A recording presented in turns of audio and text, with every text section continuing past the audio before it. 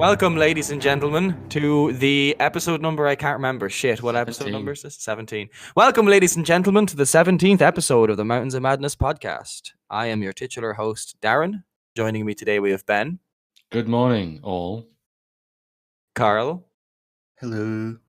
Shikozy. And good morning, good souls. And Cathal. Hello. Do you know what? It might not be morning when people listen to it. We shouldn't say I don't give a fuck. I don't give a fuck. We're recording in the morning, all right? That's We all set the that rules. matters. Yeah. We set the rules.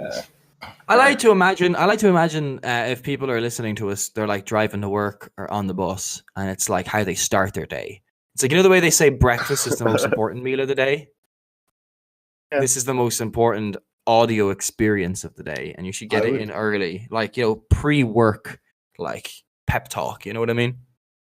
Pre-work bullshit. Lads, welcome back. It's been a long time. That's crack-a-lackin', boy. I feel like we haven't done this in ages. Even like going through the introduction, I felt like I was rusty. It's been like 2 weeks. It has. Yeah, it's because someone went to America. Someone went to America Oh, and like zero notice. mentioned it to you like 20 times, and not I one don't know. person I has don't- remembered. I don't Everyone is remember like, that. "Oh, you never said it," and I made a deliberate effort to mention it as much as possible. You did. I was surprised when you said you were going. I didn't know. Ben didn't know. We were like, what's Yeah, going on? I didn't know. You need to None put of a us plan knew. in the message Yeah. group so we know Yeah. that that's when None of you're us knew. Okay, leaving. I'm going to America on the 27th of March until the 29th of March or the 30th of March. I will be back in time to podcast. No. Well, we're going to try and aim to do a Um, couple of midweekers to catch up with ourselves Yeah. for the time. Yeah, well, I'm we gone can that work week. around that. Okay. Well, anyway, let's get into the actual podcast. Yeah, boys. What games have we been playing, guys? What have we been up to? It's been I've been playing Monster Hunter World. Have you? You No. fuck. No. I think Everyone the rest else of has us have, except maybe Shikozy. No, I've been playing Rainbow Six Siege. Rainbow Six How is that? Siege. Tell us more. Yeah, it's kind of interesting. I tried it out. It's very Counter Strikey, but a lot of the skill you get from playing it is kind of like learning the maps, because many times I went to like an online game and I just be running around just like, where the fuck am I meant to go? Or I have no idea where the enemies are hiding. So basically the way it works is you have two teams, right, attacking and defending. Well, this is the game mode I played anyway. Attacking and defending. And basically, the attacking team, they start off outside, and the defending team, they start off inside in a certain area in a building or an aircraft or something like that, right? And then basically they can like fortify thin walls. Meanwhile, the attacking team, they start off with like small remote control cars that have like cameras on it, and then they basically just go around for like, I think, 30 seconds trying to find the attacking team. And then once that like kind of prep phase is over, then the attacking team tries to like kind of infiltrate the building or the location and kill all the attacking team. Okay, so far we've got someone doing some interior decorating and Yeah. another team playing with their remote control cars. Yeah, pretty much. And that's then, like the setup.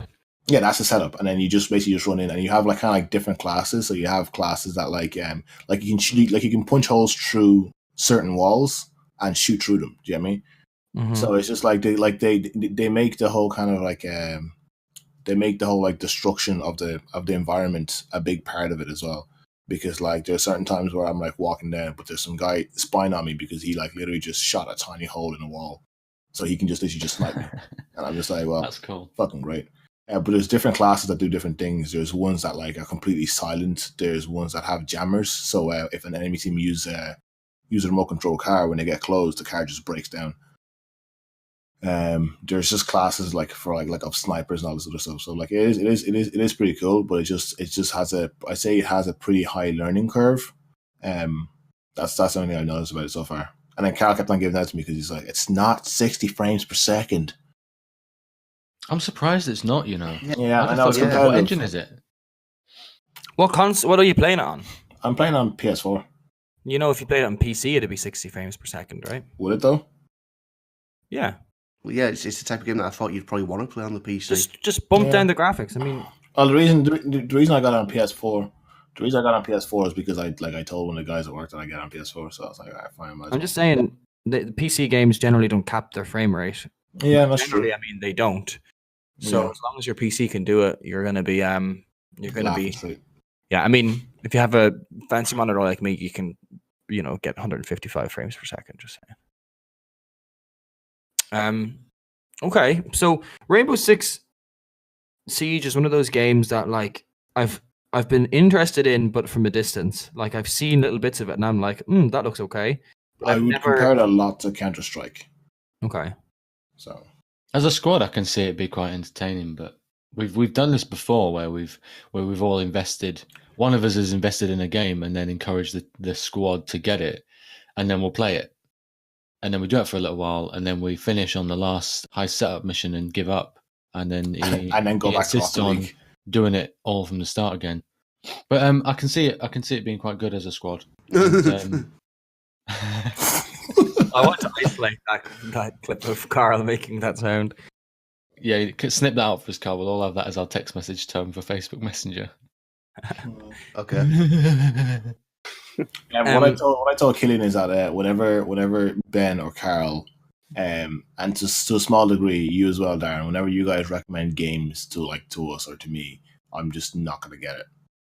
Because Same. so often it's been like, oh, play this game, and it's like, okay, I bought the game, and you guys are like, oh, well, we're done with that now. Actually, can I just say, last month, still on topic, I had a bit of a running spree on indie games on the PlayStation because they had a big digital sale, and then the game's less than £4 or whatever it was, and I picked up Enter the Gungeon, which is actually really entertaining and great in co-op. It does a very different thing with co-op where you don't pick a main character as player 2. Player 2 plays this ghost It's character. a set character, yeah. Yeah, and then when they die, they can still support you as a ghost. It's pretty good. Yeah, and the talents they have make the game so much easier when they're dead. So when I'm playing it with Emily, she's not great in the main game bit of it, but as the ghost or blank, whatever it's called, she's just on point. It's so good. We'll just scream through levels. But I got that. I got Risk of Rain, which I'd like to get into more because that was on offer. And then I have played a lot of Risk of Rain. Let me tell you exactly how much I've played. Oh, here we go. While you're getting those numbers, I also got The Flame in the Flood, which is quite interesting. Draws me back in every now and again. So it's a survival game where you're collecting resources, and you have a companion, which is a dog. And the world's flooded. I think you must be in what's like Southern America, I guess, Southern US. And you're going through these little areas, but you get to the little areas on the raft, you can upgrade, store things on, things like that. But your dog, when and if you die, I mean, you will die. When you die, you have to try and avoid getting cuts, getting hit by animals, bears, all this kind of stuff. When you eventually die, and for whatever reason, any materials that are in your raft or on your dog are carried over, because there's this little sequence when your character's dead, or whenever you start the game, the dog is taking a backpack off of a skeleton, and that is the assumed previous character that's had a playthrough. So it takes all the supplies that were in your backpack and from the dog, not from your backpack, just the dog's backpack, and he takes it to your next character, your next playthrough, which is quite good. So you learn what to keep on the dog, what to keep on the raft, because they're like really rare items. It's quite interesting. It was on offer a couple of weeks ago, but I like it. Music's nice, really good art style. I don't think there's any co-op or anything like that, but it's a good time waster. I enjoy it. It's kind of grim, the idea that your dog is like just going from owner to owner. There really is like a little dark story there, isn't there? Like he's just doing it to entertain himself. What's the name of it? The Flame in the Flood, I believe. I've never heard of it.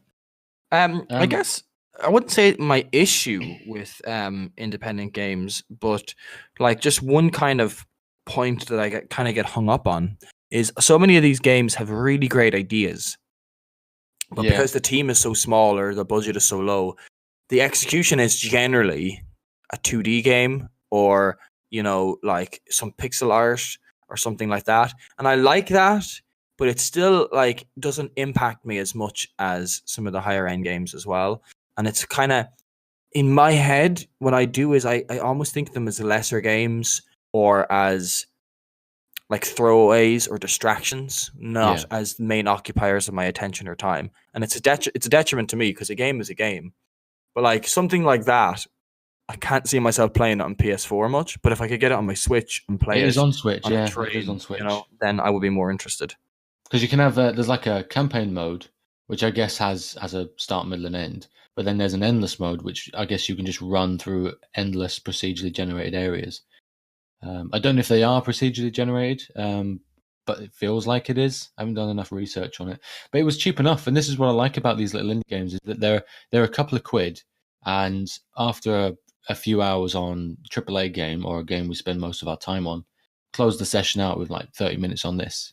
And you can do that. You can do it on Risk of Rain. You can do it on Enter the Gungeon. You can do that on The Flame and the Flood. Risk of Rain. I don't think you can do that on Risk of Rain. You do when you die as quick as I do. Yeah, fair enough. There's another game called Rogue Legacy, which sounds a little bit similar to a Flame and Flood, was it? Yeah, The Flame and the Flood. Flame and the Flood. Basically, the way it works is that you start off as like kind of I don't know, like a king or a prince or whatever, and you have to basically I think your castle gets taken over or something, and you have to basically just go into the castle. It's kind of like a dungeon crawler. You told me about this. I've played Rogue Legacy. That's been out for years now. It was one of the PS Plus monthly games. But yeah, you have to go into the castle and you get like little abilities, like your character does. And if you die, your character's son or daughter or whatever, they have to go into the castle. You pretty much covered all the options there, son or daughter. No, it's more like descendant. Descendant, yeah, there we go. Yeah, the descendant goes in, and basically, like it's like some abilities the descendants keep, some they don't. It's usually random, but it's just like it's a matter of finding out which abilities are actually like do help you and which are kind of like detrimental before going in. Yeah, they have like characteristics that are procedurally generated or randomly generated, and some of them are like bad and some of them are good, I guess. So do you have to make a conscious decision if you get a bad roll with your genetics? Do you just like clock out to go on to the next character, next descendant? I mean, you could, or you could just run. Or you could try to like be more reckless with your run and not like not care too much. Yeah, not as cautious. I'm looking at this Flame and the Flood, and I do actually really enjoy the art style. It's not at all what I imagined it to be. I imagined it to be like some like side scroller or some pixel art or something, but it actually looks quite pretty. It's quite nice. And the bit where you're on the raft that you can, I haven't quite got to the upgrade sections, because as you go through on the raft, there's little highlighted areas that you can target to get to. You won't get to all of them, so it's not a checklist. You have to pick and choose. But it's quite nice, and the music that goes with it is quite nice. I can't remember who does it, but I've heard of the developer before. But I'm pleased with it. I paid £7 for it, I think. Mm-hmm. I'm pleased with it. I'll keep that back to every now and again. It came out in 2016. Yeah, and I think Switch got it end of 2017. I'm not sure when did it come out on PS4? 2016. Yeah. Wow. Like early 2016. Literally saw it in that sale. It's over 2 years old. Like, that's impressive. It's how it doesn't feel like it's 2 years old. mm-hmm. I haven't had any drawbacks with any of the mechanics so far. There's one little thing which annoys me. So when you approach something that's either collectible or searchable, it has a prompt that comes up over the item. So you hold down X to search. So it has a little X button. It has search in white writing in a little balloon above it.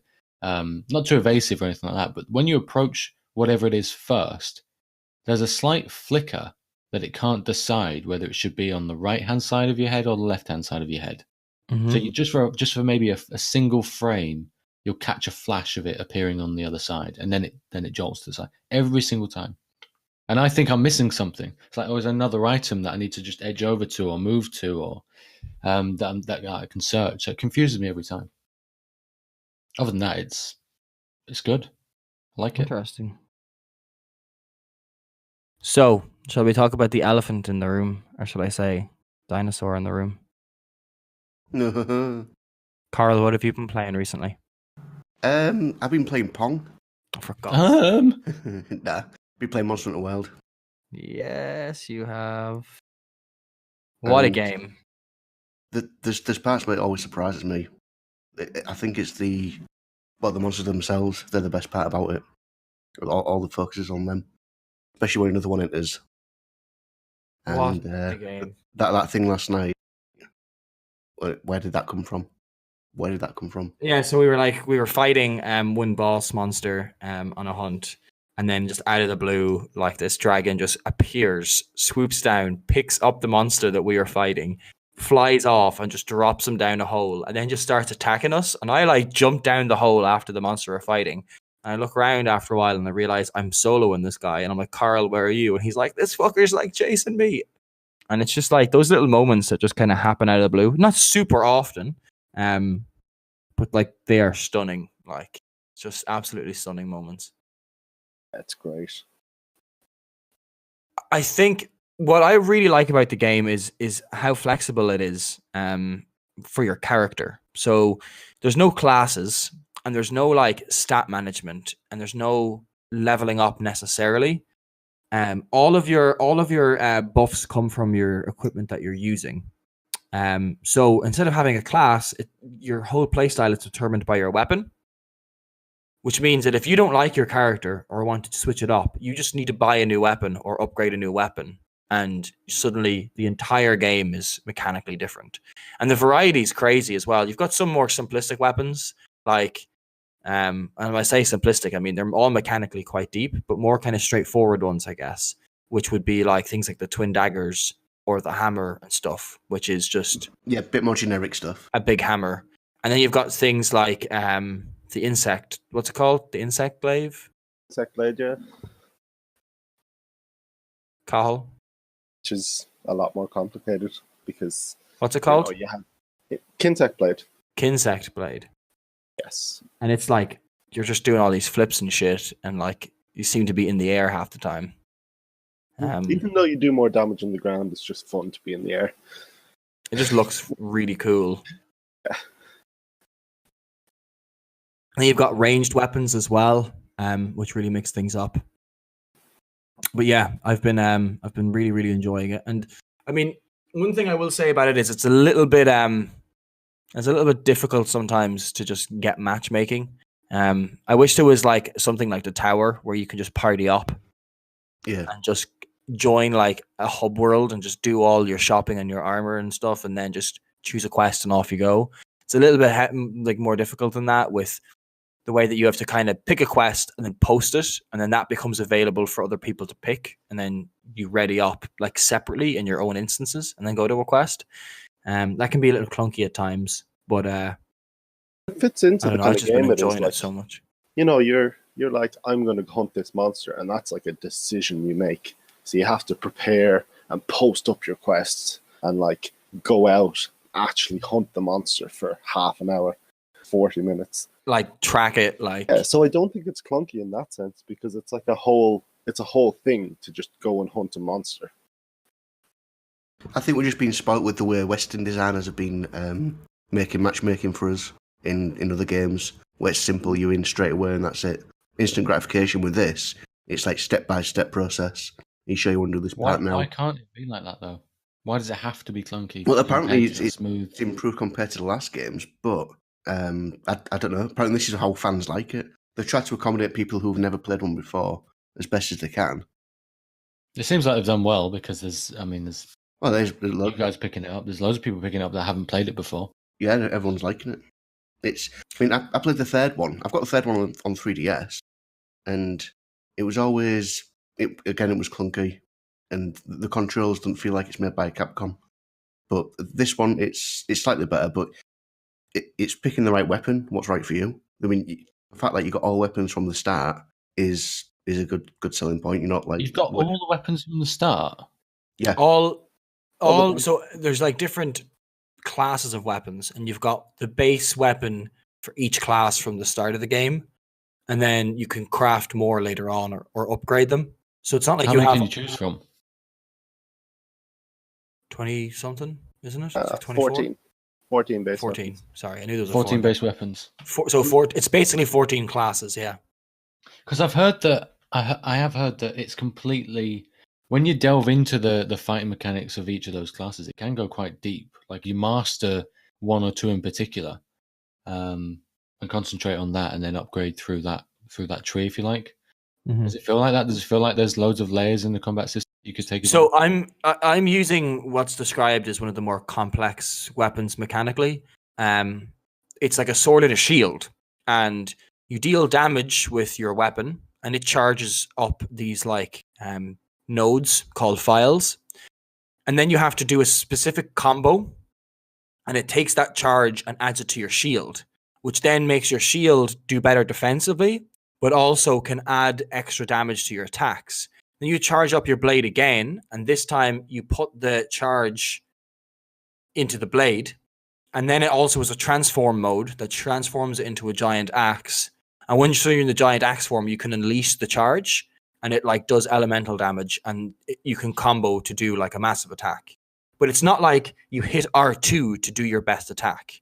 You have to like do a specific combo each time. So it's like learning when to do your combo with regards to where the monster is and how he's behaving, like waiting for that opportunity, because you can charge up your combo, fuck it up halfway, and then you're like, your damage potential drops and you have to kind of work your way back up.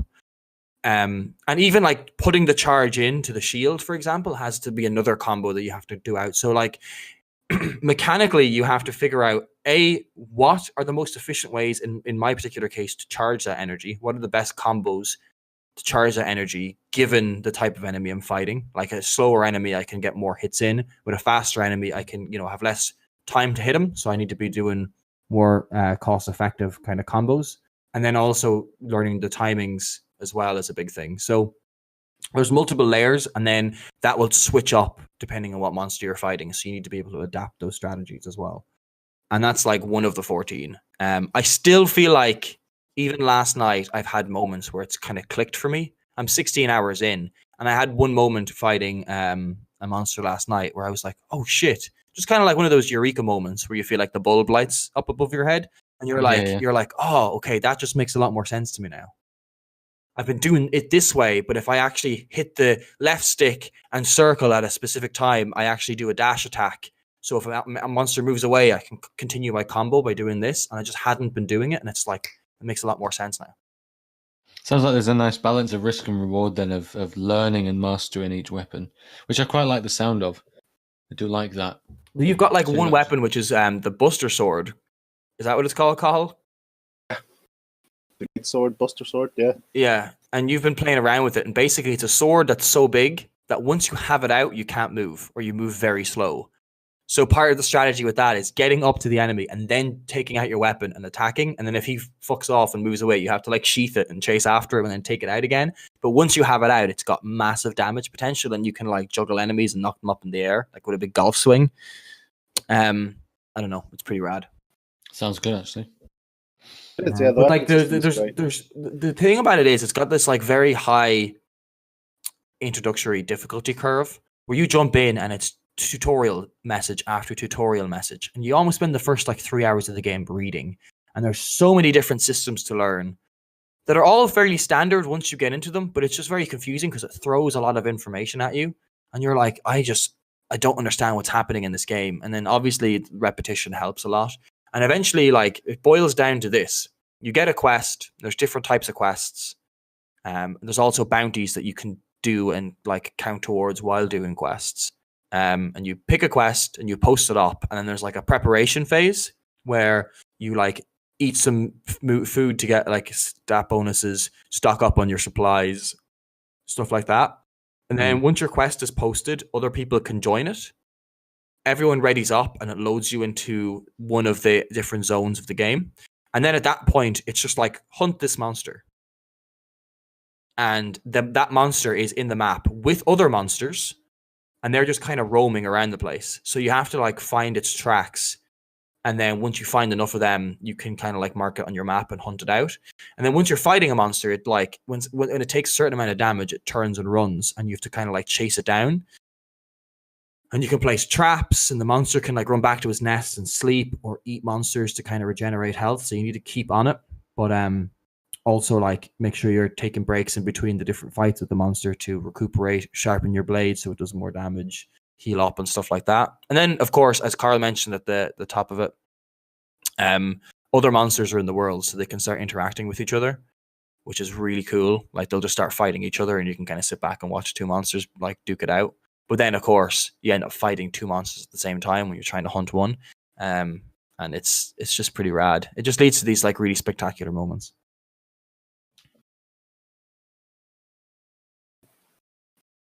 One thing that's funny though is when people are like, "What do you do, a monster hunter? You hunt monsters." Yeah, but like, what do you do? No, you just hunt monsters. That's it. And then you kill that monster and get better armor, so you can hunt bigger monsters. So you can kill them to get better armor to hunt bigger monsters. That's it. Yep. It's very repetitive, but it does it very well. It's a really good rewarding like system. Like, it's a really you good. Always feel rewarded for going out and like doing a fight. It's never a grind. Well, so far. Yeah, it isn't. I agree with you that it's never a grind. There's no like RNG to this element. You kill a monster, you get, materials. You can go in and you're like, will I make a helmet or will I make a chest piece? Okay, I'll make a chest piece because I've got a good helmet already. Okay, I've used my materials. Oh, I actually really like those what you call them, greaves. They have a good bonus. Okay, well, I'll go hunt another one of those monsters. Okay, will I post the quest up or will I go and see if there's any available? Oh, there's a game here with two lads already fighting this monster. Let me join in and help these guys. Okay, I did this. I killed him. Okay, now I can get this armor. Right now, I'm more powerful. Time to go hunt something else. And it just that's the game loop. But it just feels so rewarding, and it's just the actual mechanics are so much fun because you're always focusing on getting your combo off, charging your energy, getting your best attack off. And you can fight the same monster. You can repeat the same same monster to farm stuff. Yeah, to get the full armor set, every monster has an armor set, like a full armor set that look kind of like they're made from that monster. So to get the full armor set, you probably need to kill a monster maybe 5 or 6 times. 2 or 3 if you're lucky. 2 or 3, if you're a bit lucky, or if you use you can get these vouchers. You get a voucher once a day for just logging in that like doubles the amount of resources you get for one quest. So you can use those if you really want extra materials. The whole game does really appeal to me. I love everything I've seen on it, but I've drawn away from it because it's just I don't know. I just got this fear that it's going to be like ESO where you're shuffling through menus and disposing of crap and deciding what's better, what's worse all the time. And there's more time spent in menus doing inventory management than there is playing the game. That's my fear. You'd think that, but to be fair, I've never really spent much time in the menus changing my items. All the gear you get, you never get rid of your gear. Everything's got a purpose. All your weapons have got a purpose. All the armor sets you've got have got a purpose. Is there a limit to what you can hold? Item wise, yeah, for like little potions and stuff. Resources. But you've got a chest back at the base. We can store. So you can have every single weapon. Yeah. And you can just flick between any weapon if you're at the base, I'm guessing. Yeah. So not but at the same time, like where I am now, I'm 16 hours in. If I wanted to suddenly start using the bow, it might take me an hour to have the bow upgraded to the point of where my charge blade is. So you've got to backtrack a little bit. It's not going to continue on from where you are, carry on that progression. You have to backtrack. Yeah, so you take the weapon you have and you just upgrade it.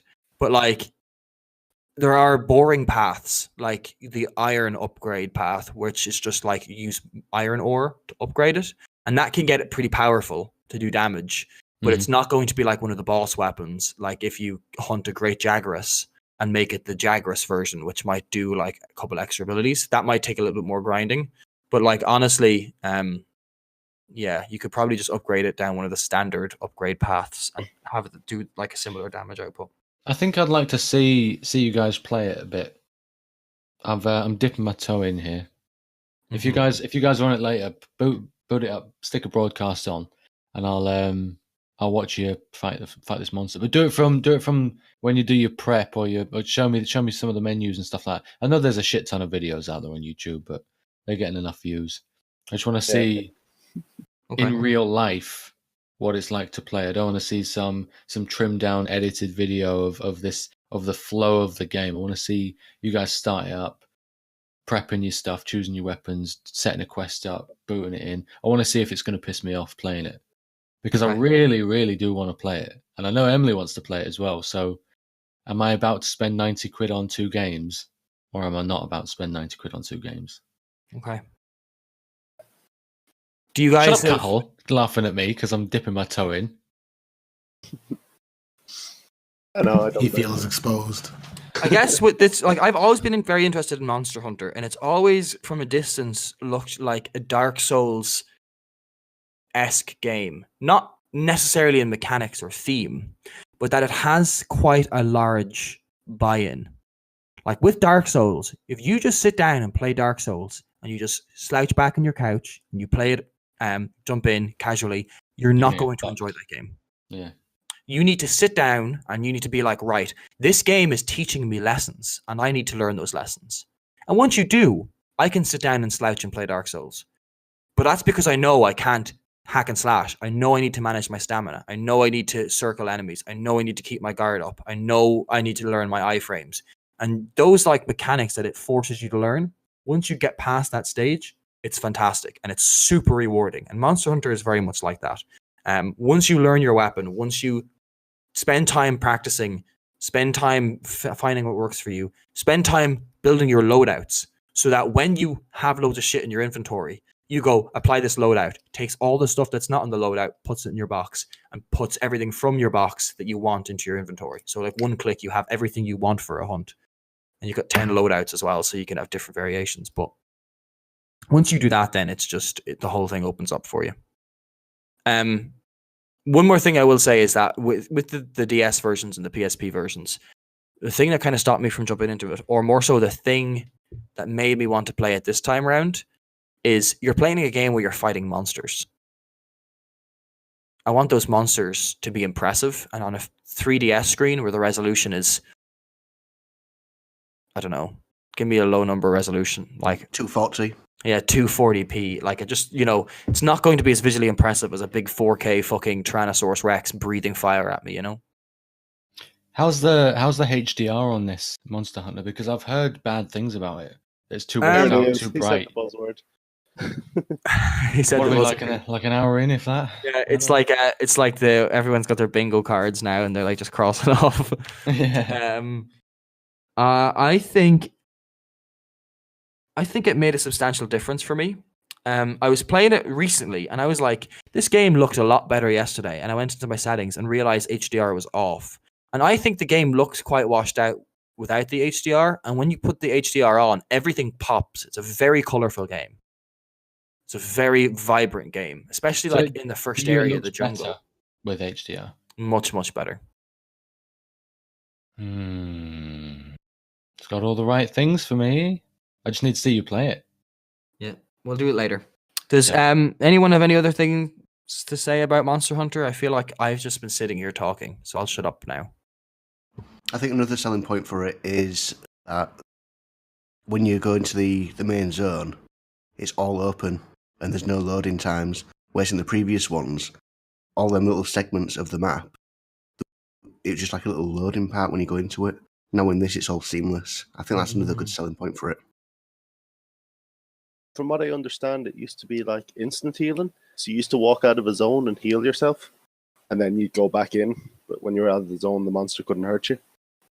But yeah, you'd be when you track it. Do you like in this now? You've got the different zone numbered. Yeah. In the map, Mm-hmm. like 1 to 14, whatever. Those were all like little loading. Those were like little segments where the loading sections. Wow. So you'd hit it and then it'd go off into a different zone, and you're like, right, which one's it gone to? So you go to one zone, right, it's not in that one. Let me go back into another loading area. Loading. Right, let me go take a left. Loading. It's not there. Let me try in middle. Loading. Oh, there it is. And that was so time consuming and boring. That sounds awful. tactic also used to be to just fight on the edge of the zone, so that when you got hurt, you'd just duck out of the zone, and you wouldn't take damage then because you're in a different zone. But they've replaced that with the constant healing and the time it takes to drink the healing potion now, as far as I understand. So we forgot another key selling point: the fucking cats. oh my god! The What about the pig as well? the fucking pig? What you can cradle like a baby. Yeah, there's like this little pig in the zone area, and you can make friends with him, and you can pick him up and cradle him, and change his clothes and pet him, and it's the greatest thing ever. I love pigs. All right, I'm out. Not getting it now. You have a companion that helps you out in single player or in 2-player called a Palico, and it's like a cat thing that like attacks for you and provides some support stuff like healing and stuff. And you can also buy armor sets for that and like design your palico and name it. And it's like this like bipedal cat that like runs around with you. But I kind of forget about it because I try to play in as big a group as I can, and they disappear when you've got 3 or more people. Yeah, the character design is very good as well. The character and palico design at the start, like you spend fucking half an hour designing your character. Yeah. Great stuff anyway. Tune in next week to see if Ben bites the bullet. Watch this. Spoiler, space. he will. Shikosi, you're awful quiet. Yeah, I was just thinking, wasn't there another game that was meant to come out on PC called Dauntless, I think? And it followed the same kind of concept as Monster Hunter World, where you pop into a world and you hunt these like massive beasts, and you basically chop parts off them and use it for weapons. I'm actually just like looking into it now. Yeah, Dauntless. It's currently on like beta on PC, and people are already comparing it to Monster Hunter World. But from what I can see, though, people are saying that the combat in Dauntless is very it's kind of simplistic. You have kind of like your heavy attack, your quick attack, and then your special attack, and it's kind of the same for all the weapons. Whereas with Monster Hunter World, as you were saying, each weapon is basically its own thing where you have to like specialize in, you know. Mm-hmm. So I was just looking into that. Like the monsters seem very kind of similar as well. Well, not similar. The monsters, it's just that whole kind of like you have a flying monster, you beat it up for a while, it lands on the ground, runs around on the ground. I don't know. I was just checking it out there. Sounds pretty interesting. After playing Shadow of the Colossus and now playing this, I'm kind of in the mood for smacking big beasts and monsters around the place. Well, luckily enough for that, there's God of War out next month. That does look amazing. Oh my god. That's a game for the HDR 4K. Hey, Ben? Nah, I'm not really into it. Yeah, I've been watching. The best thing is when a new trailer's announced, and say I'm at work and I see a new trailer's announced for a game, I'll wait until I get home to see if there's a 4K HDR trailer that I can watch on my TV instead. And there is. There always is. You know what game also has big things to smack around? My dick. Warframe. Oh, God. So next topic. Yeah, so next topic, you guys. I wanted to play a game. I was listening to another podcast that I don't want to name because I don't want to give them any more support. And they were doing this this interesting game that just involves basically, I'll ask you a question to name something, like a favorite something, and then you give me 3 adjectives that contributes to why it's your favorite something. So if I said, what's your favorite color? You would say green because it's soothing. It's reminds me of marijuana, and I don't know. It's hard to pick adjectives for colors. You know what I mean? 3 adjectives to do that contribute to why it's your favorite in a specific category. And I'll take note of it here. I would ask that you just kind of buy into it because it can be a little bit of fun if it works out well. Don't take it too seriously, but we'll give it a go and see how it works out. Is that okay with you guys? Yeah. Yeah, sure. Let's do Okay. it. So the first one is, what is your favorite animal? And 3 adjectives to describe that animal that contribute to you picking it as your favorite.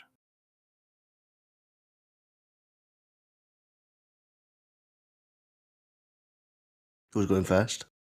You guys can. You just volunteered, Carl. Yeah, Carl, you're up.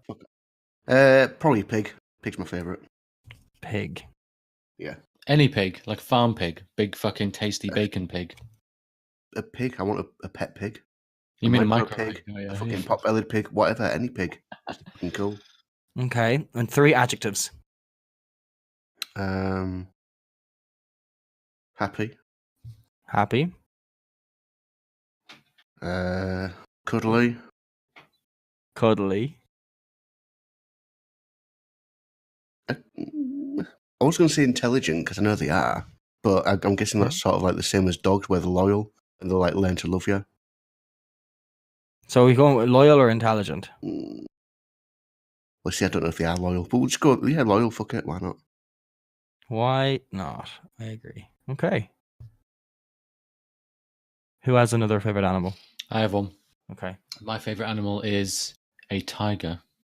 Okay. I even have a tattoo of a tiger. And I would say they are elegant, Mm-hmm.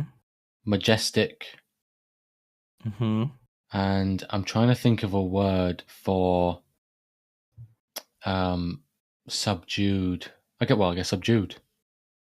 Like they're ready. Yeah, they're just ready to pounce at any moment. Unpredictable. Unpredictable. Go with that one instead. Okay. Unpredictable. Yeah. Two completely different words. Okay. Cozy, what's your favorite animal? I was going to go for an ocelot. Archer fan in the house. Well, Okay. reasons being that like they're cute. They're cute. I would say that they're very, very majestic. And yeah, Very majestic. same. Have you seen the movie? Very majestic. Very majestic, not just majestic, like Ben's tiger. Who's copying Ben's fucking answer? No, I'm not. Okay, Yes, you are. Tiger Think and of another ocelot are two large different cat, things. quick. And I would say that they're. I was gonna go for their size, but like how do I describe that? Ocelots are small, right? Yeah, they are small. Yeah. They're portable. Compact. Yeah, compact. Yeah, portable. Go for portable. Would you have a Portable. carry bag for it? I'll just keep it on my Tote shoulders. bag.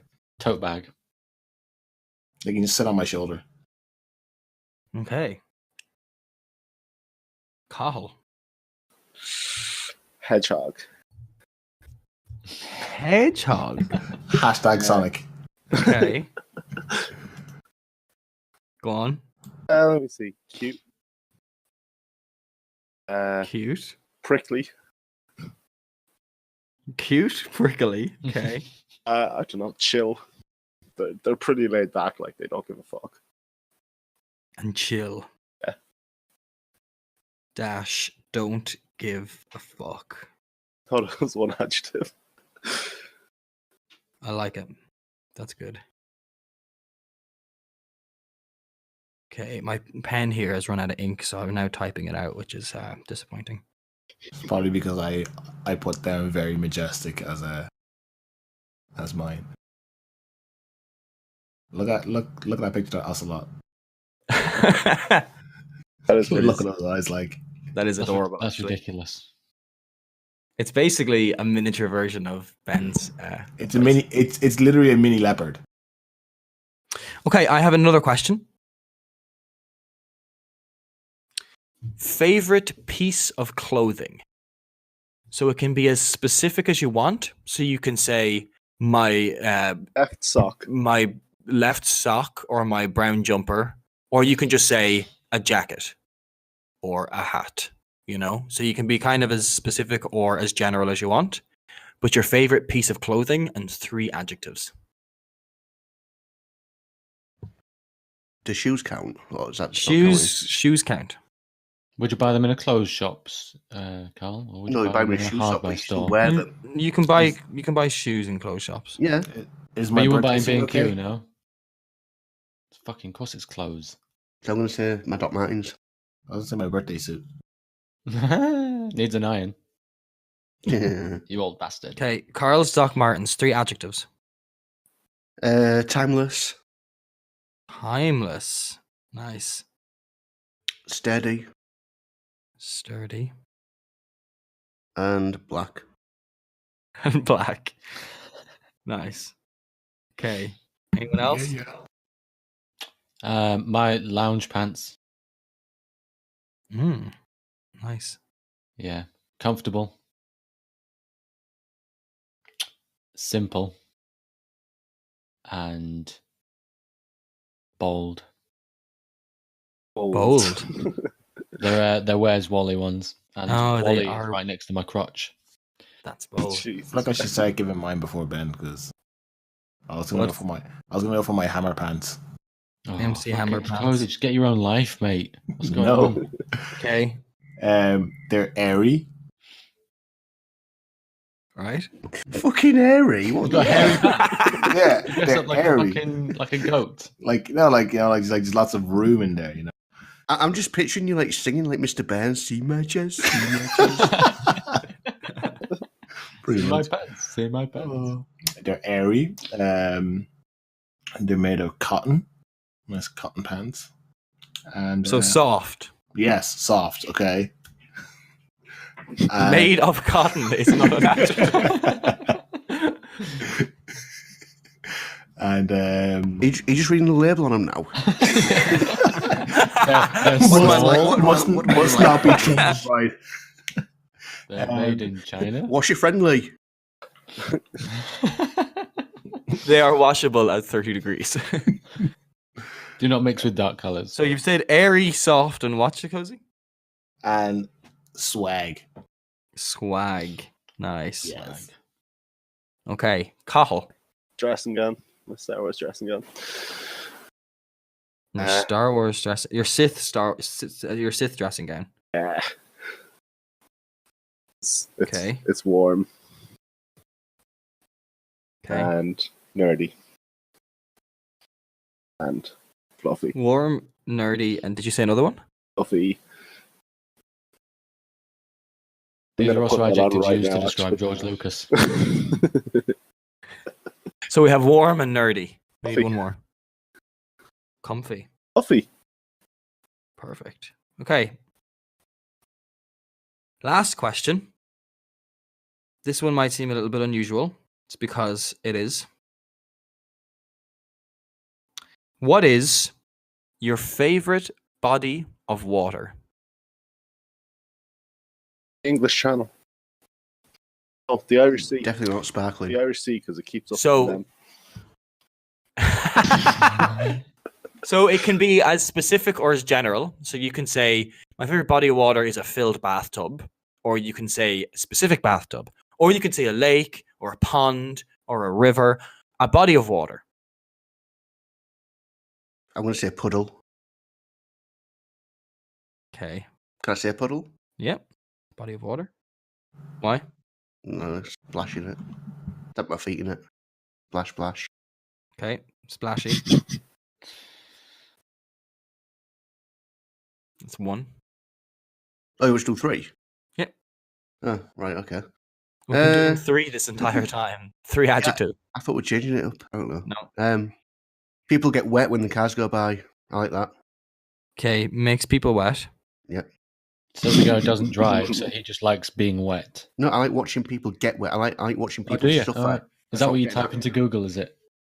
Watch people suffer. I want to see people get wet. Shadow Last- Florida, there we go. Last one.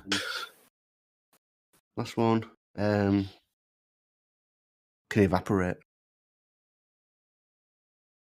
Okay. So temporary.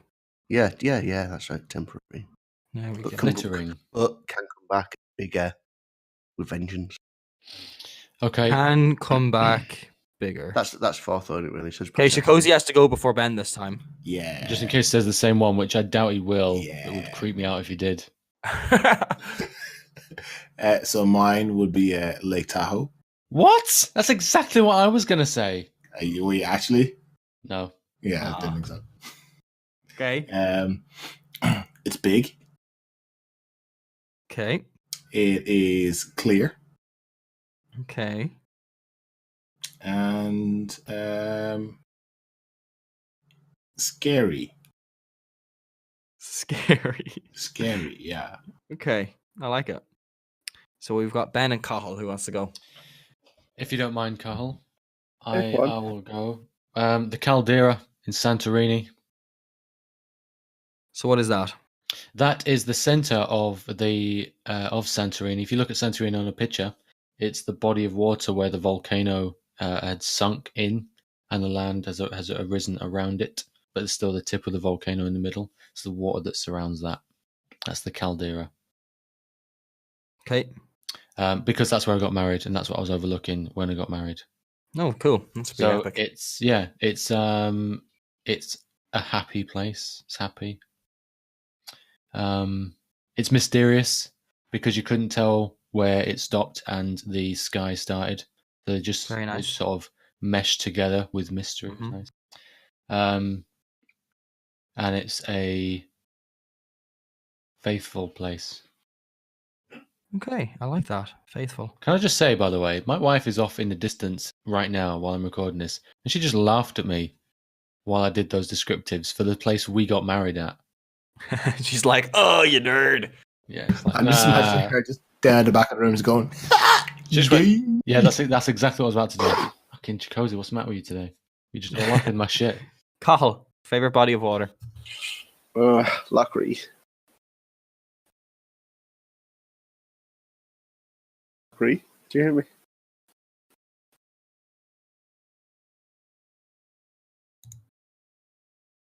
Yeah. Okay. I don't know. Let me see. It has nice islands. Wait, sorry. What was your choice again? Lockery. The lake where the three counties meet. Okay. Has nice islands. It reminds me of home, and my youth. So Okay. I don't know. What's a good adjective for that? Youthful. Youthful. Nostalgic. Nostalgic? Yeah. Okay. And it has fucking birds, like ducks, and shit. Crowded. Crowded. Yeah. We're going crowded. Crowded, nostalgic. Sorry, was there one before that? It's nice islands. Cathal, hello. Has nice islands. Nice islands. Yeah. Okay. Scenic, maybe? Yeah, scenic's good. Yeah, Look I'm gonna it go. up. I'm gonna go with scenic. That's an actual adjective. Has nice islands. Made in China and has nice islands. These Okay. adjectives just fly. So, at this stage, you're probably wondering what this was all about. Darren trying to Basically, I was listening to this podcast, and this person had been to a psychologist recently, and the psychologist did this little game with them, and each question is meant to represent something that is supposed to tell you a little bit about the person. They're meant to reveal kind of some subconscious thoughts, associating animals with something or clothing, and bodies of water is a strange one. Apparently, it's just a little psychological trick to maybe learn a little bit about yourself, but it is kind of meant more as a little bit of fun than anything else. So don't take it too seriously. But the first question was, what was your favorite animal? Now, apparently, according to this little game, your favorite animal and its adjectives is how you view yourself. So what you think of yourself and the adjectives that you associate with yourself, that you see yourself in your favorite animal. So just to go over it, we'll start with Cathal. Cathal sees himself as cute, prickly, and doesn't give a fuck. that's some adjective there. Which is pretty accurate. You could hear me giggling at certain times because it just I knew what was coming. Carl sees himself as happy, cuddly, and loyal. So everything that he's not But maybe he sees himself differently than he is. I'm like Dan DeVito in Twins. I'm looking around like Annie. Ben sees himself as elegant, majestic, and unpredictable. Sounds right. Which I think was really good. I was like, yeah, that's definitely what Ben thinks of himself. Chikozy sees himself as cute, very majestic, and portable. Yeah. It means I'm willing to travel, okay? Yeah, which is true because you're always over in people's houses and like all around the place. Yeah, I mean, you came here for my... Oh, no, wait. Oh. Didn't get that enough. Pew pew. Okay. So then the next thing is your favorite item of clothing, which is meant to represent how you think other people see you for some reason. Right. So Cathal thinks other people see him as warm, nerdy, and comfy. Carl thinks other people see him as timeless, sturdy, and black. Is that why you laughed out loud? Yeah. Carl's just Wesley Snipes in Blade. Ben thinks other people see him as comfortable. So maybe not comfortable, same as Cathal, maybe not comfortable to touch, but maybe comfortable in themselves. Yeah. Simple, so maybe no nonsense, straight to business. Sick. And bold. You're not. Which, I don't know. I can kind of see Ben like that.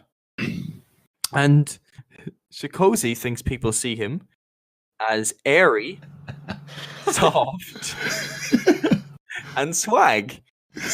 When you said swag, I was like, that's perfect. That is so perfect. Okay, so the last one. Does anyone want to take a guess as to what your favorite bodies of water might represent? I don't know. How we take it in the arse, like your maybe? innermost desires. How you see others, or how you see your place in the world. So apparently, this is how you view sex. Oh. What the fuck?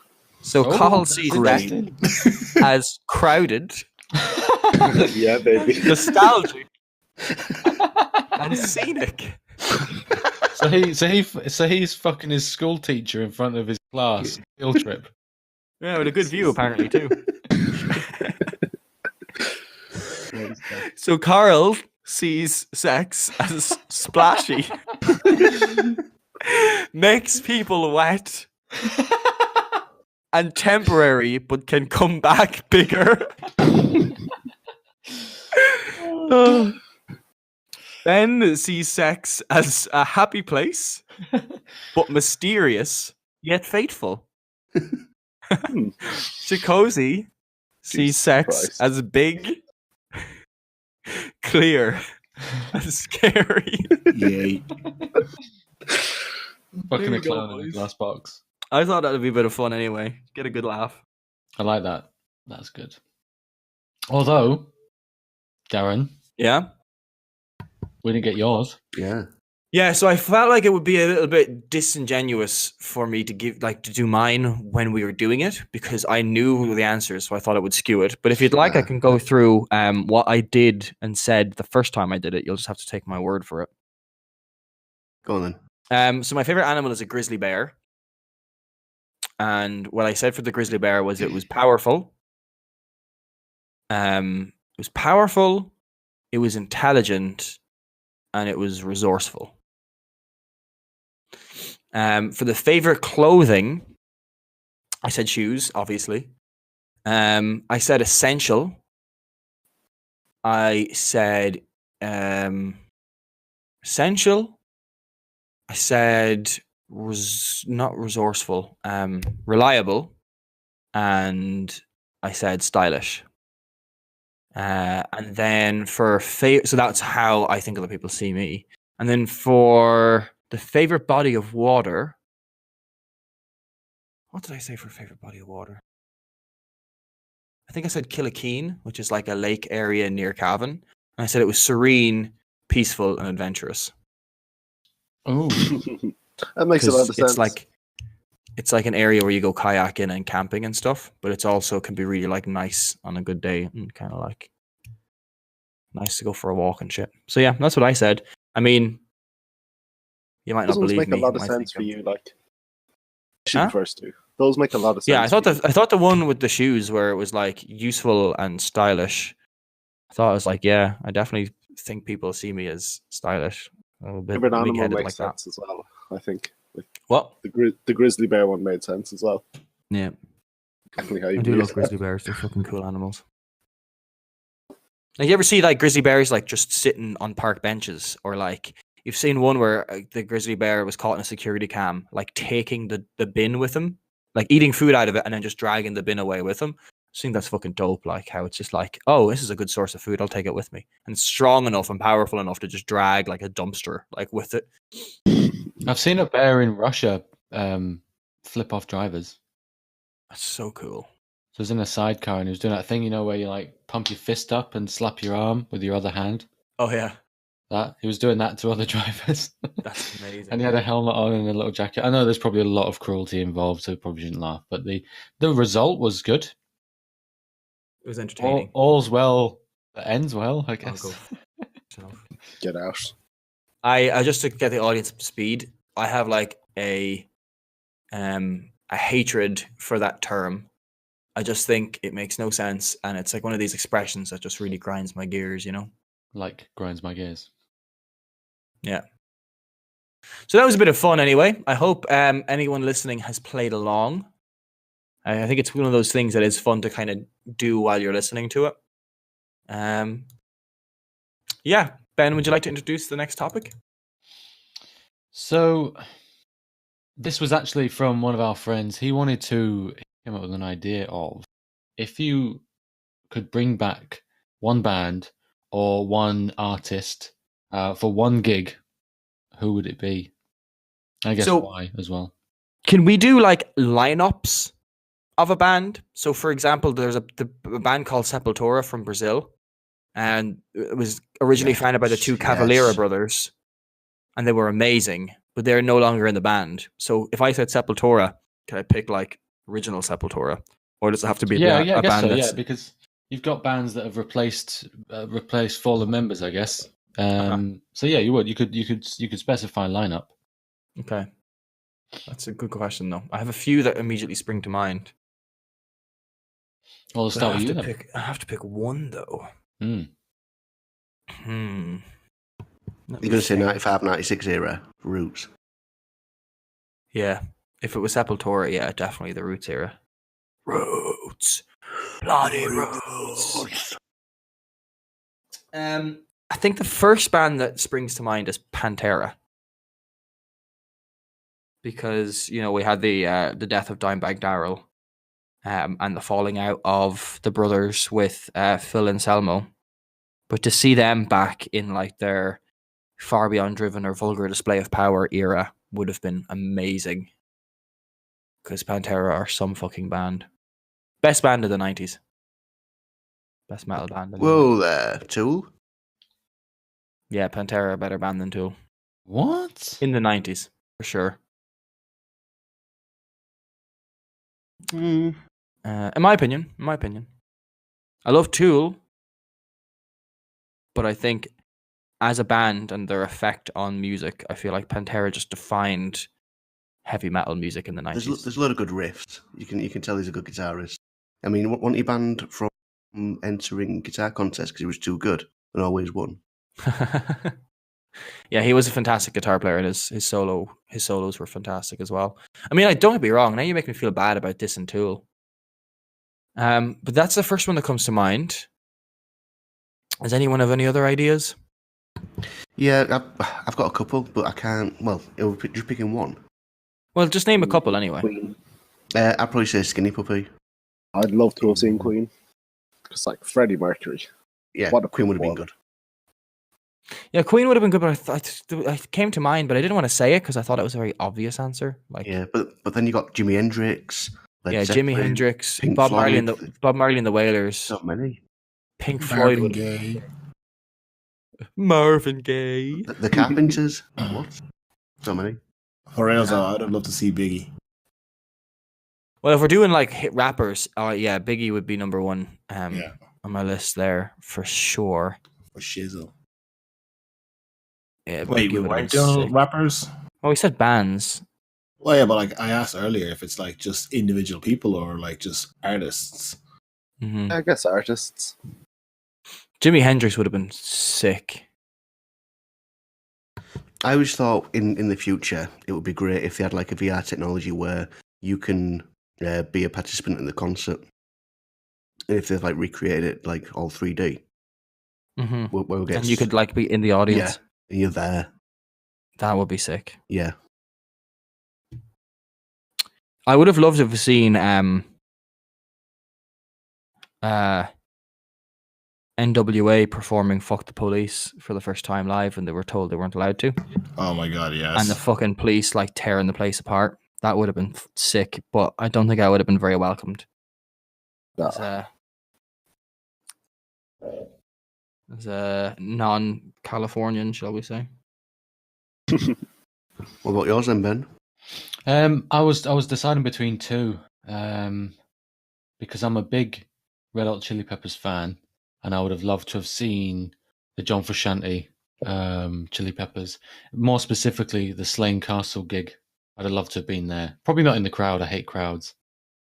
I'd have loved to have seen them, but I was torn between them and Pink Floyd, Pompeii era. That would have been epic.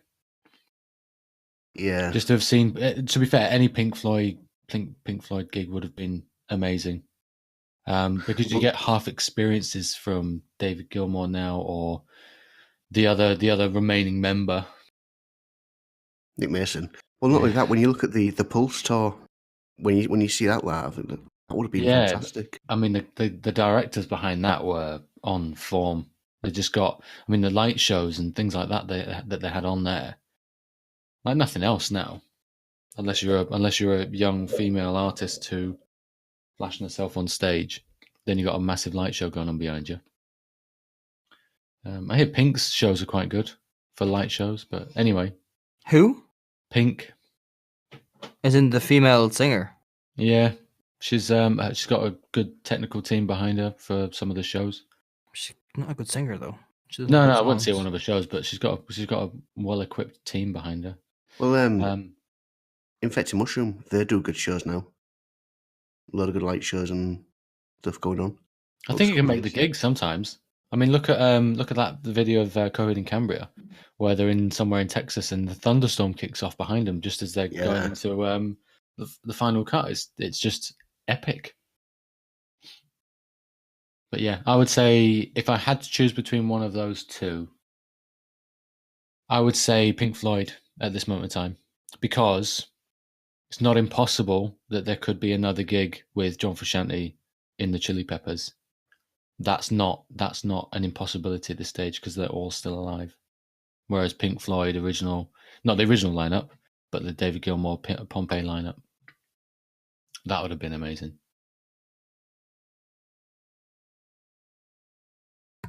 But what about Hendrix there? You know what? I hadn't even thought of Hendrix, but I think I'd have been too high to remember it anyway. When the Beatles released Sgt. Pepper, Paul McCartney went to see Hendrix live like that week. With Ringo, didn't he? Was it Ringo? And I'm not too sure. I thought it was just Paul. I know it was him. No, it was him and one other had gone with him. And Hendrix knew they were there, and he performed Sgt. Pepper, his own version. But the best thing about it was that the album had literally come out either that day or was just being released into stores, and he'd played it backstage, and remembered it and got the band to play it and figured it out and played it and then soloed over it and everything. That would have been insane. Yeah, that's a very good point actually. To be in that fucking room. But Hendrix would use his I can't remember the name. The stick that bends the strings on your guitar. What's that called? Tremolo. Yeah, he would use that add effects to his guitar, put his guitar out of tune, and then play his guitar but bend his strings so that it goes back in tune when he's playing it. Like he would like pull on the string when he played the note to make sure it was still in tune, even though he was putting his guitar out of tune by tremeloing, which is just crazy as well. Oh, there's techniques and even effects that the guy had come up with, that he wanted to create that had never been done before. And I think we're past that now, which is a shame. I think we're never going to have greats now because it's too restrictive. It's too much of a closed off system. You're never going to get another Hendrix or Pink Floyd or any massive stars like that. Even Well, because it was all about innovation as well. He was doing things that people hadn't even considered doing. yeah, And before there was like now you just buy a pedal. You yeah, know? exactly. But he those was sounds are making manufactured. sounds. Yeah, he was making sounds without pedals. Yeah, using just the equipment. Like when he was playing feedback with his amp as part of his solo in some gigs, was just crazy. People never seen anything like that before. You got to remember, people were going to gigs and bobbing along to some very casual Monkeys and the Beatles, and then all of a sudden this guy comes along and sets your face on fire with this noise, just literally face melts. The Beatles were the first band to ever record feedback from an amp, though. Oh, were they? Mm-hmm. At the start of Day Tripper, I think. I don't know their albums too well, to be honest. It was a single. It wasn't on their albums, but it's like the first well, starts off where they like hold a guitar up in front of the amp and it like makes that reverb sound and it kicks into the riff. Like not in any way the way Hendrix used it. Like Hendrix used it as like an experience, you know. That was just like, hey, Yeah, look, it's part of a if live we do show. our guitars here and record this, it like makes a cool sound. But they like used it very briefly, not like Hendrix just like made it an instrument almost, you know. Yeah. Yeah, I think, yeah, it would have been amazing to see him. It would have been like nothing else. Even now, there's no gig you could go to that would be anything like that. It's probably a good shout. Although they asked Hendrix one time what it was like to be the greatest guitar player alive, and he said you'd have to ask Rory Gallagher. Lol. But they also asked Ringo Starr, what's it like to be the best drummer in the world? No, they asked John. John John Lennon who the best. It was Ringo the best drummer in the world, and he said he's not the best drummer in the Beatles. In the Beatles, yeah, I like that. Who's Rory Gallagher? I don't know Rory. Guitarist. He's an Irish guitar player. Really? Yeah, he's good. I don't know. Have I heard of him? Have I heard any of his stuff, Carl? If you're a guitar player, you should know him. If Hendrix considered him the best in the world and better than Hendrix, I think it's someone worth listening to. But there's loads of people that he considered inspiration. Like he was inspired by Prince as well, guitar playing. It'd be like Neil Peart saying Buddy Rich is the best in the world. I mean, Buddy Rich was great and one of the best, definitely. But I mean, look at John Bonham as well. He was one of the best. You can't really define best. But Rory Gallagher was a peer, which is different. Yeah. It's like, well, another thing, it's like when Trent Reznor says he prefers Johnny Cash's version of Hurt over his own. I'm like, nah, you're wrong, mate. Yeah, it's about context, isn't it? Johnny Cash's is way better. Nah, I don't think so. Yeah, no, it's way better. That song makes me cry whenever I listen to it. I hate it. I learned that on guitar because it was so good. I love this song. I hate the Johnny Cash version. Yeah, but have you learned the other version? Have you learned Trent Reznor's version on guitar? Yeah. Fuck off, yeah. I'll tell you why you haven't, because your hands can't stretch that far to do the fucking progression. I can play the It's a Nine right Shells pain version. in the arse. It's one of the first guitar things that I learned. The reason I don't like the Johnny Cash version is it when Trent sings it feels genuine. He's singing it in the context of the album Downward Spiral. It just feels like you've been on this massive fucking drug binge journey with him, and at the end he's just broken. Yeah, but if you listen to the Johnny Cash version, it was recorded by a man, like literally weeks before his own death, who knew he was dying, looking back at his life and all of the hurt and damage he's caused. Then why didn't he write his own song? Okay, if you could look out at the world and see one thing that epitomized the situation perfectly. Because the song's about taking drugs and ODing, and then even fucking Leona Lewis covered it, for God's sake. Yeah, but sometimes a cover can take a song and give it a new meaning and a new approach. Yeah, there's not one meaning to it. It's like any piece of art. It's open to interpretation. I agree. And that's exactly what he did. It's not a shit song, either version. And I love the dissonance of Trent Reznor's version. The off-key progression of the notes is just it's harrowing. And I'm using so many fucking words here. Sound like a knob. But it is.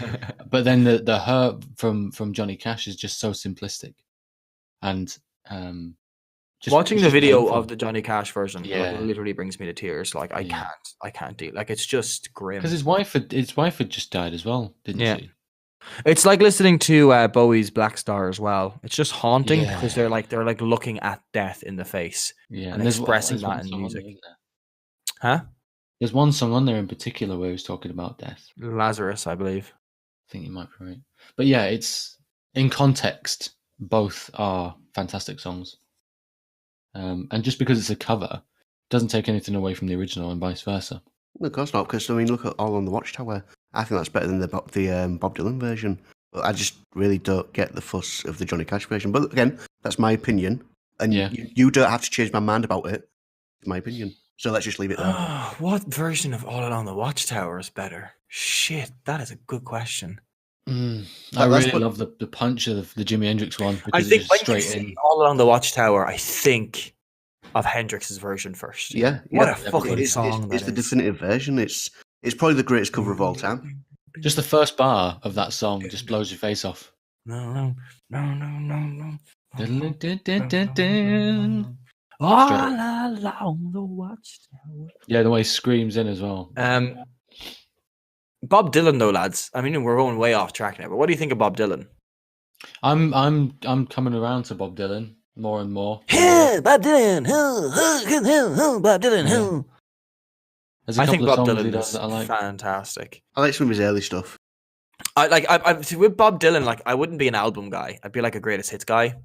Yeah, there's some good compilations. But out there. his fucking his compilations are like masterful. I think he's a very good lyricist, a very good storyteller, and I don't mind the fact that he can't sing. I think it kind of adds to it a little bit. Well, Hendrix wasn't a great singer either. No, he wasn't. They played to their strengths very well. They didn't try to really sing. They just croaked along like Tom Waits. Played the characteristics of the voices. And then Tom Waits lost his fucking mind and just went totally left Did field. I tell you about the greatest dream I ever had? Right? It's in the dream. It was 2 a.m, and I'm drinking whiskey with Nick Cave and Tom Waits in this little fucking dingy jazz bar. What were you talking about? I can't remember. It was just, I don't know. Just the fact that I'm in the presence of Talking Nick about his Cave Club and 7. Tom Waits. No, probably not.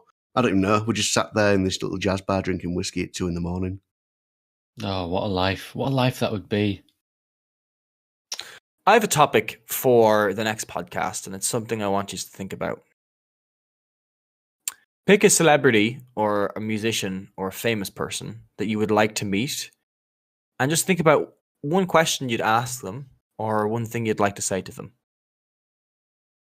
Just like if you met an idol of yours, what would you do? If they were like, you went to Tesco and he was just standing there in the aisle, or you went to a concert and he was sitting beside you, or she, what would you say to them? How would you approach them? Or would you just leave them alone? Just have a think about that, because I think that'd be interesting. But one of those kind of topics that would benefit from a little bit of consideration beforehand. Yeah, I've noted it down. Okay. Can we think of anyone else we'd like to see humanously? Hummus. Easy E. Post hummus. Post hummus, we got hummus. Easy E would be a good one. But I said that with NWA. Kind of covered that one already. Cruising down the street in my 6'4".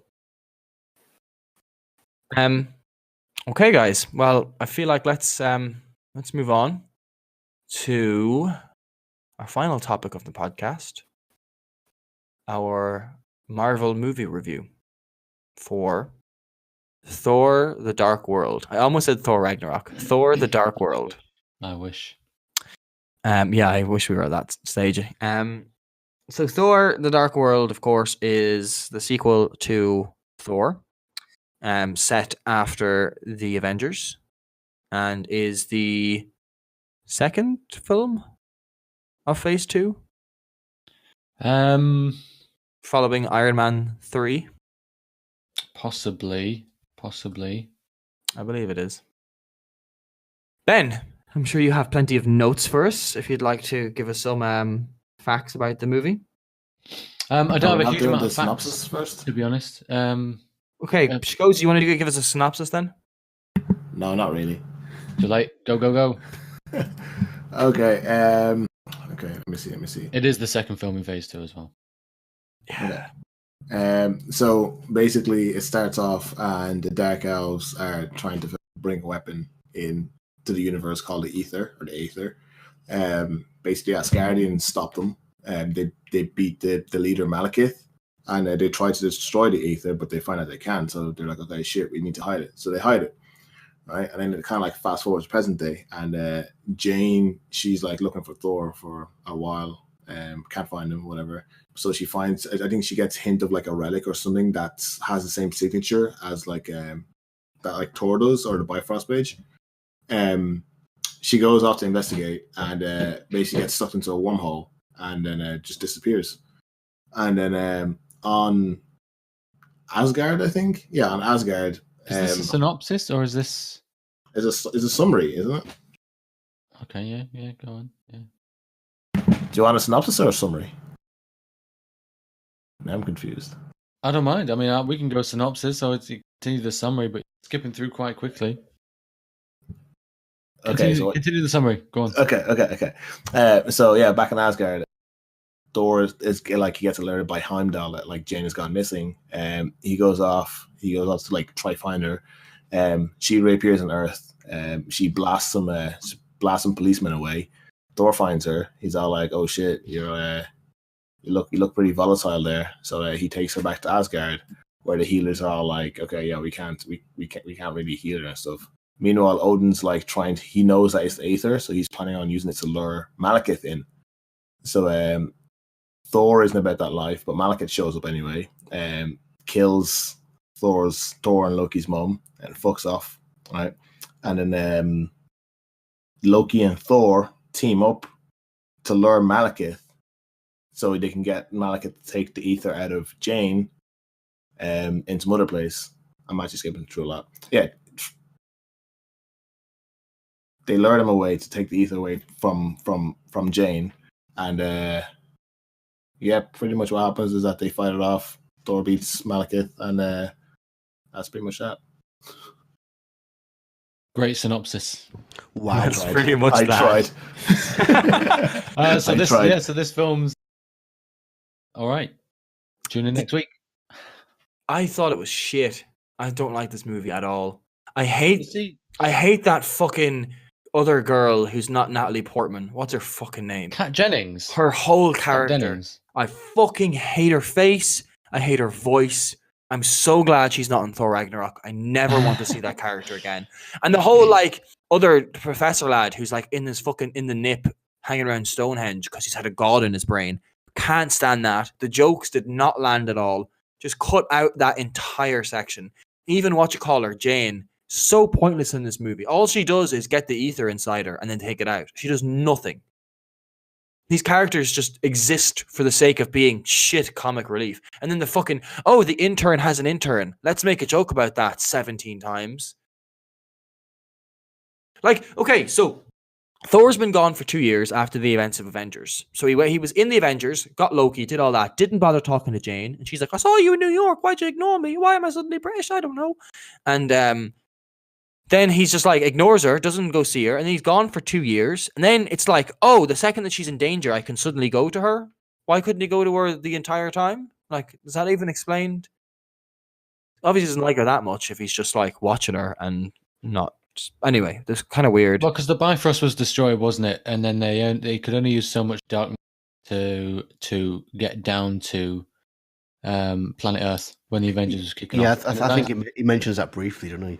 A nice touch is that when Loki's being overlooked by Odin, again another great scene between Anthony Hopkins and. But you're not king. Yeah, that bit where he pops the tea, I just think it's brilliant. Your birthright, love that bit. But anyway, and they do a bit of update on what's happened before, which is done very well in Thor Ragnarok, but we'll touch on that in a couple of weeks. So they go on about what happened in New York and that this is going to go into jail. So they put him in the cell. But they touch on the fact that the Bifrost was destroyed and he had to use a lot of dark matter, whatever that may be in this universe, to get him to New York. But when the Bifrost is repaired, there is a crack, or there's the line where you can see that it's been repaired as well. So it's not just like perfectly smooth. You can see that there's a repair line. So only in a brief bit. You have this whole thing where they're like, oh, after what you did, Loki, the 9 realms have been in chaos, and they're just like fighting out in the countryside for that Asian guy's place. That was all weird to me. I don't know. It's One just of a the other movie. realms. Yeah. So the movie originally had a female director. I can't remember her name. And Natalie Portman was like, "Here, you need to get this director. She's great. She'll do a great job."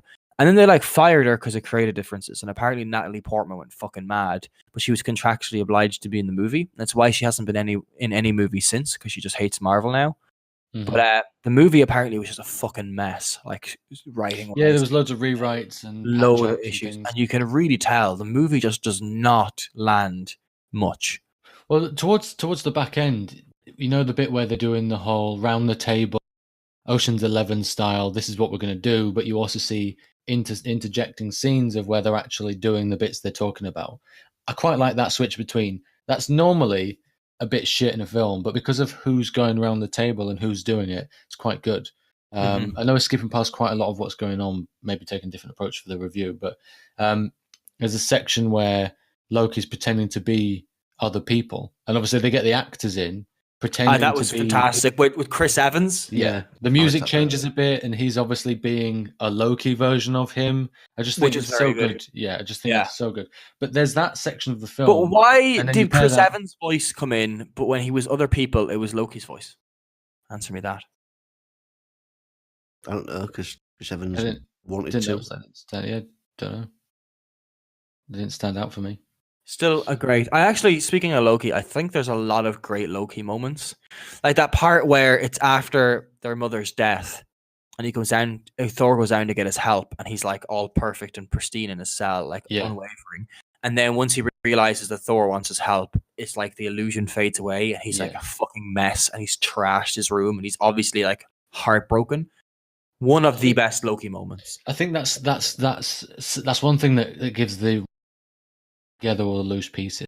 Because as I was saying on that scene before, and then you go from that to the bit where the guy's being taken out of prison, the doctor's being taken out of prison to go into Greenwich.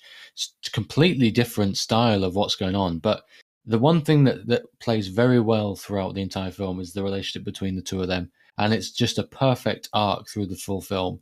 And I don't know whether that was something that was pasted over the cracks, or whether it was in every person's version of the screenplay. But it's done very well. I think that's probably the best thing about the film is the relationship between them two. And he's like, how do you know you can trust me? He's like, I don't. If you betray me, I will kill you. Before when we thought I thought there was some of my brother left. I now know that's not true. Like I'm gonna fucking kill you if you betray me. Like that stuff was great. The moment where they go through the portal and escape, and then they have the argument on the ship when they crash land into the dark realm, is it? Or the dark world, I guess. That bit between the two of them, I think it's brilliant. And further down the line, which is a bit of a spoiler because we're skipping through it, but where Loki is dying, that scene between the two of them, it almost chokes you up because they did such a good job, and in the setting they're in as well. And I'm watching what they've just gone through and executed, and the reasons why. The weight is carried really well between the two of them. I think it's a great scene. And then I think if they carried that style through the entire film, chopped out a bit of the shit between the interns and all that crap, like you say, could have been a really good film. I mean, I enjoyed this. I didn't think it was a shit film. Well, I liked it the second time around better than I did originally. Because when I first watched it, I was like, this is shit. But then I watched it again. I hadn't watched it since it came out. Was it like 4 years ago? Something like that? 5 years ago? It came out in 5 years ago, 2013. Yeah. But we just had... So in 2013, we had a follow-on from the Avengers, which was Iron Man 3 and then Thor The Dark World. So I think in context of what we've just seen, the Avengers set the bar very high and has only been beaten a couple of times now.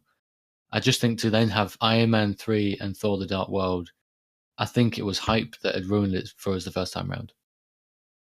Yeah, but I didn't mind Iron Man 3 this time round, and I didn't mind this. Yeah. I mean, I definitely enjoyed it more this time around. But just to give you context, every other movie, even Iron Man 3, I watched in one sitting. I watched this one, I'd say, in 5 sittings. I watched bits of it. And I would be like, ugh, I'm eating my food, so I'll watch this while I eat my food. Oh, I'm done eating my food. Time to play Shadow of the Colossus. But in terms of what's bad, though, I mean, it is a bit disjointed because of the events. But I think the film they brought out is... I thought it was much better than what we could have had because of the mess it was. I think they've done a very good job sewing it together. And maybe you did yourself a disservice watching it in bits rather than watching it in. It's not the through. worst Marvel film. No, No, it's definitely not. I would say it's Although- middle of the park. Christopher Eccleston as Malekith, I just couldn't not see the Doctor from Doctor Who. You see, because I wasn't Doctor Who fan, Mhm. it played well for me. Considering the motivations of the character are very one dimensional. He just He's wants a very the light boring to be villain, dark. isn't he? Yeah, but I think He wants Christopher to destroy everything because they existed before the universe. or Exactly. something. Yeah, I mean, it's what are your motivations really? Just to destroy everything. You're a one-dimensional character, but he's carried very well by Christopher Eccleston. I think he does a great job. And But the like guy, Mr. Echo, we'll call him because I can't pronounce his name, can't do it justice. Mr. Echo. Who plays the other guy, and then Mr. he Echo. becomes the cursed. Curse. Yeah. Yeah, I mean the cursed are a great enemy. I think What's the curse? cursed are the ones which take on the form of whatever they're wearing. So all the armor becomes part of the flesh, and they get Oh, yeah, powers yeah. and that sort of shit. And the flaming lava cores or whatever. Bull creature. Yeah, but I think the bad guy's great. I love the fact that we have Thor from the off as a souped up hero, and we don't have to go through another recovery stage of him being Thor. It's just this is Thor straight in. He did get the shit kicked out of him an awful lot in this movie, though. I feel like so much of the movie is him just getting knocked around the place and trying to get his hammer. I did love the parts where they were shifting through the dimensions, and Mjolnir would like shoot off into space to try to catch up with him, then turn around when he came back to Earth and start firing back towards Earth. I thought those parts were very clever as well. But can we talk about the real topic at hand? What the fuck was Natalie Portman wearing on her feet in that final scene? I can't remember. She's wearing like knee-high, shiny red wellies. I can't picture it. Can you get a picture? Oh, boys. It ruined the movie for me. I was like, how can the costume design be like, yeah, let's just give her these big fucking dirty wellies. Let me go. Is this the bit where she's in the apartment? They're running around and have these spikes, and they're like, oh, these are meant to detect anomalies, but if we throw them into Malekith, we can teleport them? It's like, what is this fucking movie doing? Oh, that scene, and she's running around turning the thing with her arm for some reason because it's a very mechanical. Yeah, and there's just those stupid fucking scenes where it's like a load of dark elves chasing them with guns, and they're missing every shot. And it's like, stop running for 1 second. Stormtroopers. They're running in a straight line. Like, how can you? Like, I hate that shit. And she's running around, and she's like turning this fucking knob, and then it teleports, and the two of them are fucking kissing each other, and then teleports. It's like so fucking dumb. It's like you can have fun with a scene, or a mechanic, or a gimmick, but I just thought it was just dumb. I thought, you know what? I quite like the comedy this time around. I liked Chris O'Dowd, the little other world of it. I love the fact that Thor's going on the tube because it's the only way to get around. I like love that part. The where the film plants its feet in a believable world, despite the craziness of it. I mean, look at the state of the ships and some of the shit they're doing with the teleportation. They always keep the feet 1 foot on the ground, and I think it's if the film was meant to be a mess because of the writing stage, I think they did very well to sew it up. But it's not without its flaws. It's not the best. It's definitely not the best. It's middle of the range, middle of the park. Cathal, did you watch Thor: The Dark World? I did not. Great. Yep. Okay, lads. It's pretty short, but do we have any other thoughts on this movie? Do we have any interesting facts or trivia, Ben? There was a few. Nothing. I mean, we haven't really touched on the post-credit scene at all. The what scene? The post-credit scene. Oh yeah, And yeah, the Stanley. yeah, And yeah. the Stanley. What was the Stanley? Where was Stanley? Did you find him? No, we did. Well, we probably did. What though? Let's have a I look. don't remember at all. Gonna have to have a look. Thor Dark World. This is where we all just hammer Google and the servers crash. It's Frigga's funeral. Oh god, we haven't even touched on that. Oh god, what a scene that was. What a scene? scene. Frigga's funeral. Oh yeah, that was great. Where they Rene do the Russo Viking kicking funeral. Malekith's ass as well. Fucking showing him she's a total boss. Yeah, that was pretty good. would have done him in if it wouldn't have been for the other fucker. But yeah, that scene was brilliant. And apparently, here's an interesting fact for you. There is one. Vikings didn't do that funeral. That's not a thing they did. There's no record of them ever doing But these that. are Asgardians, not Vikings. But it's based in that mythology, isn't it? Yeah, the Vikings did it because that's what the Asgardians did. Yeah, but there's no record of Vikings ever doing it. But to get your own constellation, I think, is quite nice. It was a very touching, very well handled, very emotional scene with an actual memorable score. Yeah. He did very well. But yeah, for that scene to happen, you really then get the weight of the two brothers and their actions. See, that was we discussed yesterday, Ben. We were talking about a TV show called Peaky Blinders that we watch. Yes. And how recently in it they kill off a major character for the sake of killing off a character, and it serves no purpose. When she died, Frigga, is that her name? Frigga. When she dies, you feel the impact. You see it affecting the characters, and it like spurs on a decision, of Loki to work with Thor, and that whole motivation, and actually serves something, to the plot, and it's done very well. Done very well. There is a very good film within this film, but there's some strange pacing decisions and some strange choices with the supporting cast, which kind of ruin the momentum of what's going on. But they have to translate it back to Earth and put that under threat and things like that.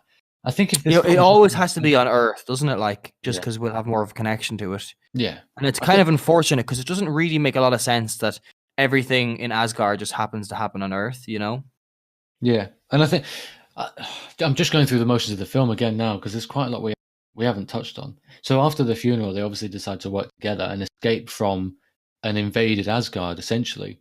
And they use the ship to escape, which is quite good. But the actions that Thor has taken is much more mature now. Like when he's talking to Odin, and if you go back to the first scene where Thor wants to attack who wants to go to Jotunheim and destroy them, it's a complete role reversal. Even the fact that Thor is standing in front of the throne, standing above Odin, they've completely mirrored the two roles, and I think they played it very well. That Thor's matured, now responsible, even though Odin lost his wife. He was reckless, and Thor sees it straight away, so he decides to take action. Would you not, King? Yeah, great. That's from the first one, though. I know, but I just love saying it. Yeah, but I think so. After that, and the plan, I loved the scene where they're spinning around the table and they're doing the cut between it actually happening. Keeps the momentum going so that scene's not boring. I did love when they like hijack the Dark Elf ship and they're like flying off as well. Yeah. And Loki's like, "This is a stupid plan," and he like pushes them out of the door and then jumps down, and it turns out that was the distraction, and that flies off, and they land on Legolas's ship, and the new Legolas. Yeah, different acts, but yeah, they have the little sibling rivalry on the ship. No, just press all the buttons. Just no, you're not pressing them. It's like, I am pressing them. Look, press them gently. I am pressing them gently. Yeah, like that was good. That's a believable scenario between two brothers. Yeah. What would be everyone's favorite scene in the movie? Probably the funeral. Yeah, because I just think it's quite. Mine would be hands down the scene where like it is after the funeral, but like the scene where like the guards tell Loki that like the funeral is over or whatever, and like he kind of just stands up from the chair, and it's just like a brief second. It's the first crack, isn't it? It's just like he just kind of like flexes or tenses, and like the chair's just breaking. That's the end of that scene, and it's just like you can just see him just being like it's like a first real sense of emotion you get from him. It's no longer like the trickster god. It's just like this is a guy who's lost his mother. Like I love how through the films they've kept us relatable to Loki just as much as anyone else. I think it's probably I think we said this a couple of weeks ago. He's probably one of the best villains because he's so relatable, because he's got proper driven actions through relatable experiences and emotions. I think he's a great character and played. And he's charming. Yeah. It's charismatic. He plays him really well. I think he's definitely one of the better Marvel villains, if not the best. This film kind of gets most of the characters used to and completely make the characters their own as well. Very comfortable in the skin now, aren't they? There are some great characters: Odin, Loki, Frigga, Thor. But then you've still got Thor's dumb fucking mates. Oh, also Heimlich, whatever his name is. He's good. Heimdall. Yeah, he's great. Idris Elba. Then you've got the fucking Gimli and Legolas fuckers and Asian guy, and then all of the sidekicks of Jane. Like, there's so much like dead weight, and Thor Ragnarok, spoiler alert, does a great job of like just not dealing with those people. Yeah, it keeps who you like. It keeps who you like in the Thor universe. It's great, but then again, he introduces some extremely well. Not to get onto a review of Thor Ragnarok, but no, you're right. There's dead weight, and they have been throughout. And I don't know what their purpose has been, because they've never really contributed towards any of his decisions or anyone's decisions. I don't know why they're there. It's just there to get humans involved, showing that there's like an earth element to it. I think it's a tick box exercise. I don't know. Love interest for her, this for that, and yeah, it's weird. But I think there was a really good film in here, and it felt like the Earth bits were just the intermissions between. I don't think Malekith was a bad villain, just not the best. He was just a very one-dimensional villain. The fact that all the humans saved the day and Thor just hammered in the final nail in the coffin. It was a bit of an escape, bit of a cheap win. But again, not bad. I'd easily give this a 7 out of 10. I'd give it a solid 6. Which I think is generous considering how bad you pitched it. Yeah, I'd give it a 6.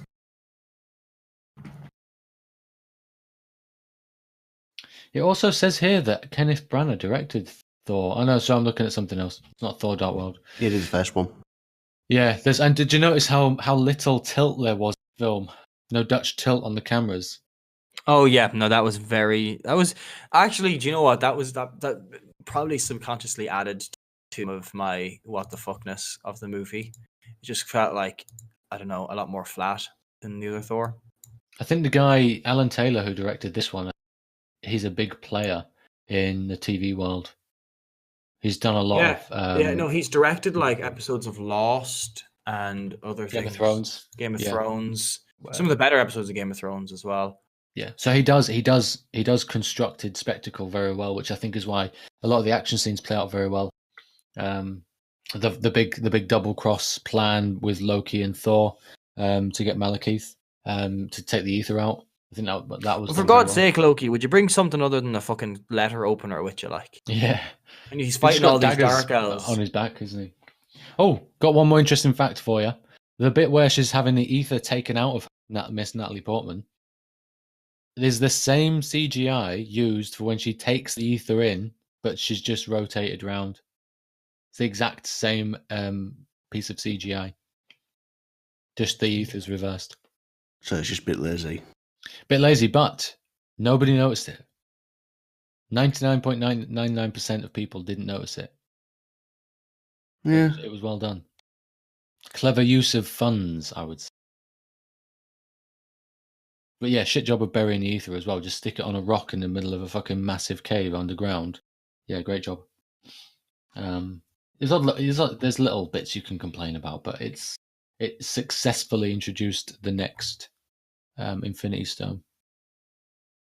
Which is what, the second one we've seen? Second one, yeah. What stone was it? Is it Power Stone or something? What's it called? No, it's Reality. Reality Stone. That's it. We've seen space and we've seen reality. Yeah, so it's that was its main driver, wasn't it? What was the other? Oh wait, no, we've seen the Mind Stone. Mind as well, but not properly seen the Mind Stone. Yeah. You talk about the end credit part where the So they go to the Collector, Benicio del Toro. Yeah. Yeah, who's just fucking great. I just love him. It's just so camp, but he's 5 to go. Yeah, 1 down. I'm not a big fan of Benicio del Toro, to be honest. I think he's fine.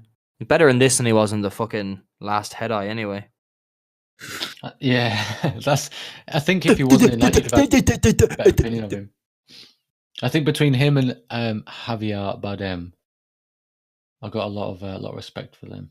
So the Collector will obviously be in Infinity War, as he still has the ether. It's still with him. We also will see him in Guardians of the Galaxy in 2 movies' time.